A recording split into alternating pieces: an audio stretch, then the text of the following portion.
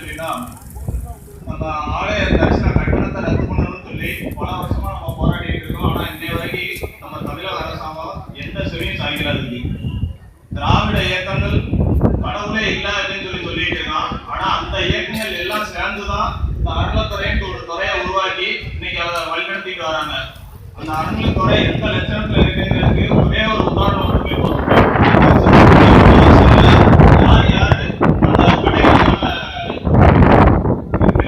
செலுத்தாம இருக்காங்க அப்படின்னு சொல்லி அதுல ஒரு போர்டு வச்சிருக்காங்க.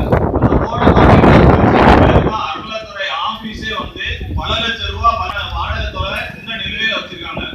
அப்படி இருக்க அறநிலைத்துறை எங்க இருந்து மித்த பொதுமக்கள்கிட்டையும் ஆக்கிரமிச்சு வச்சிருக்கவங்க இருந்து அந்த நிலத்தை எடுத்து அது கோயிலுக்குன்னு செலவு பண்ண போகுது. முதல்ல அந்த அறநிலைத்துறையை நம்ம கண்டிக்கிறோம்.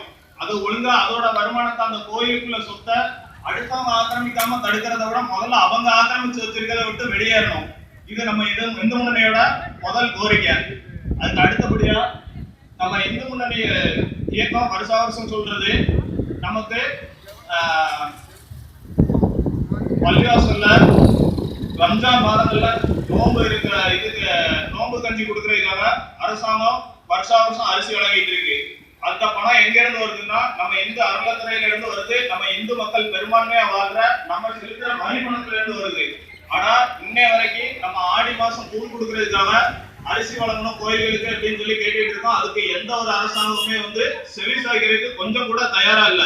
இது எல்லாத்தையும் மாற்றி விரைவுல ஆலய தரிசன கட்டணத்தை ரத்து பண்ணணும்னு சொல்லி இந்த இந்து முன்னணி தொடர்ந்து போராடிட்டு இருக்கு.